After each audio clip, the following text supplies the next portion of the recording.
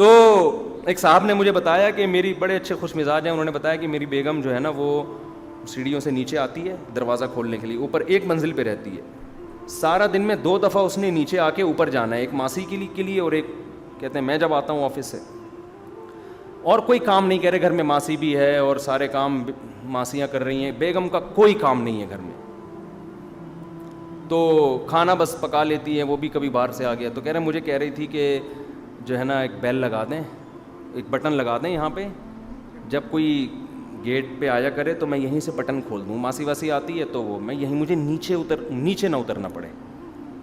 بات غصے والی تھی, آدمی کو غصہ آتا ہے یار اتنا تو کام کر لو نا کہ نیچے سے. تو بندہ کہہ رہا ہے مجھے غصے کے بجائے کیا آ رہی تھی, جو آدمی ڈپریشن میں نہیں ہوتا نا اس کو بعض دفعہ غصے والی بات پہ بھی ہنسی آ رہی ہوتی. تو مجھے بتا رہا تھا, پھر میں نے کہا آپ نے بیگم سے کیا, میں نے بیگم سے کہا ہاں دیکھو بہت زیادہ ایکچولی بہت ٹینشن والا کام ہے, ایکچولی صرف نیچے آنا نہیں ہے بلکہ آنے کے بعد واپس, اگر صرف آنے کا مسئلہ, کیونکہ جب آپ واپس جاؤ گی گریوٹی کے خلاف کام ہوگا, سائنس بھی ہے نا اس میں بھائی, گریوٹی آپ کو نیچے کھینچ رہی ہے اور آپ ایک ایک اسٹیپ کر کے گریوٹی کے خلاف, اور یہ نہیں کہ ایک دم سے گریوٹی, ایک اسٹیپ پہلے اوپر وہ گریوٹی کے خلاف, دوسرا اسٹیپ اس میں آپ زمین نیچے کھینچ رہی ہے اور آپ کہاں جا رہے ہو, اور دن میں یہ 1 دفعہ نہیں 2 دفعہ یہ کرنا پڑ رہا ہے. اس سے تو آپ کا کولیسٹرول سب ختم, فیٹ جو ضروری ہے وہ بھی ختم, ماس جھڑنا شروع ہو جائے گا. یہ بہت بہت ضروری ہے بیگم, سمجھ میں آ رہی ہے بات. جو خوش اخلاق ہوگا نا اس کا اسٹائل یہ ہوگا, جو ہر وقت ڈپریشن میں ہے نا, ڈپریشن میں آیا گھر میں تھکا ہوا, پینے پلانے کا معمول ہے اس کا. جو ڈپریشن میں نہیں ہوتا نا وہ الٹی باتوں کو بھی ہنس کے اگنور کر دیتا, بیگم اللہ کا واسطہ کوئی اور بات کر لو, یہ تمہاری صحت کے لیے کیا ہے بہت ضروری ہے کہ 2 بلکہ 10 دفعہ تم یہی ایکسرسائز کیا کرو, نیچے آؤ اور اوپر جاؤ. ایسے کوئی گھنٹی ونٹی لگاتی نا تو یہ تمہاری صحت کے لیے نقصان دہ, وہ ہنس کے ٹال دے گا.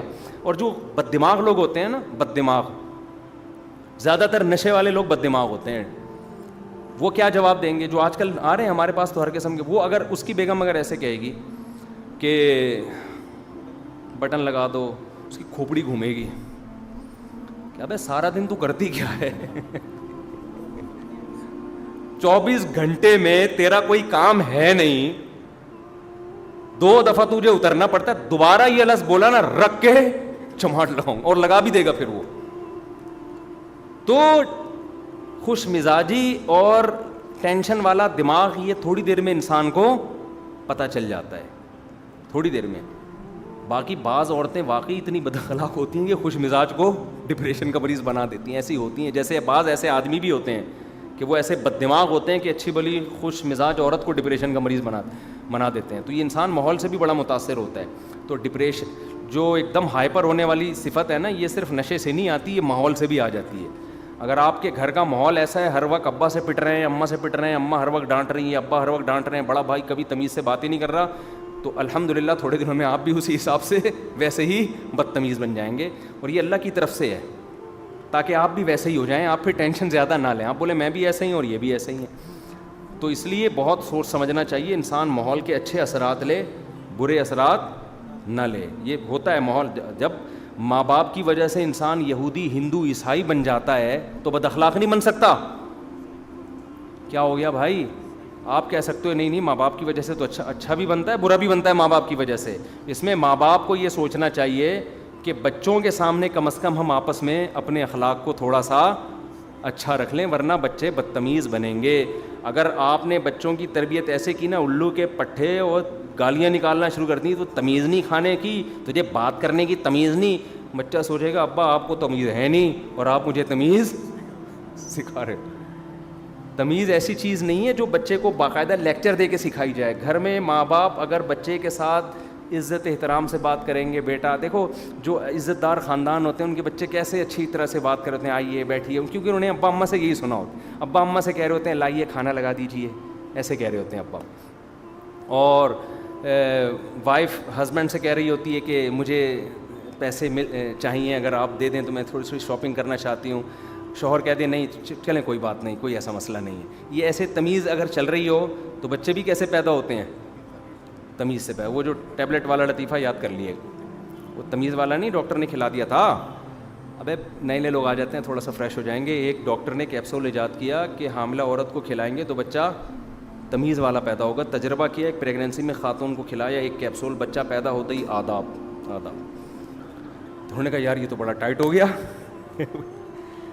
تو انہوں نے اکٹھے 4-5 کیپسول ایک خاتون کو کھلا دیے. بچہ پیدا ہی نہیں ہو رہا, ٹائم ہو گیا پیدا ہی نہیں ہو رہا, 1 مہینہ اوپر ہو گیا, الٹرا ساؤنڈ کیا پتہ چلا 2 بچے ایک دوسرے سے کہہ رہے ہیں, وہ کہہ رہے پہلے آپ, وہ کہہ رہے نہیں پہلے آپ. اسی میں 1 مہینہ لگا دیا, ان کی تمیز ختم نہیں ہو رہی. تو گھر میں اگر تمیز سے بات ہوگی نا, آئیے بیٹھیے کھائیے, بچوں کو تھپڑ, بعض ماؤں کو ہم نے دیکھا ہے, یہ ساری چیزیں جو ہے نا ہم اسی ماحول کو دیکھ کے بیان کر رہے ہیں. بعض ماؤں کو شکایت ہوتی ہے ہمارا بچہ تمیز سے بات نہیں کرتا, اور انہیں پتہ ہے تربیت کیسے کی ہوتی ہے. بچہ پانی لے کر آ رہا ہے, تھوڑا سا ہاتھ سے گر گیا, ایک تھپڑ لگا دیا اس کے کھینچ کے. یار کیا ہو گیا یار, بچے کے ہاتھ سے پانی گر گیا ہے, بچے کے ہاتھ سے چائے گر گئی ہے, آپ کے ہاتھ نہیں رک رہے, ایک تھپڑ لگا دیا, وہ گھوم گیا پورا نا. جب وہ پورا گھوم رہا ہے گول گول, یہ میں نے اپنی آنکھوں سے دیکھے ہوئے واقعات بتا رہا ہوں میں. گھوم گیا, بچہ رو رہا ہے تو ایک اور لگا دیا کہ چپ کر جا. وہ چپ تو ہو جائے گا مار کے خوف سے, لیکن سمجھ گو کہ اس کے اخلاق گئے تیل لینے, وہ بدتمیز بنے گا, وہ ایٹیٹیوڈ ویٹیٹیوڈ ختم. تو بچہ گھر میں ماں باپ کو بہت ضروری ہے, بچے سے روب ضرور رکھیں, لیکن بات کیسے کریں, تمیز سے بات کریں. اوے ادھر آپ بیٹھو, اوے یہ نہیں ہوتا گھر, یہ بہت ہی بدتمیزی والا حساب کتاب ہے. ہاں بیٹا کیا کھاؤ گے, بیٹا یہ کر لو, اس طرح سے تمیز سے. آپ لقمان علیہ السلام کو دیکھ لو نا, اپنے بچے کو کیسے نصیحت کر رہے ہیں, یا ابو نہیں, اے میرے پیارے بیٹے, لا تشرک باللہ, شرک نہیں کرنا. ابے ہو تبے ہو کا لفظ ہے کہیں؟ وہ پورا لقمان علیہ السلام کی اپنے بچے کو نصیحت پر نازل ہوا ہے قرآن میں. پورے رکوع میں نہ ابے کا لفظ ہے, نہ تبے کا لفظ ہے, نہ اڑے کا لفظ ہے, نہ اوے کا لفظ ہے.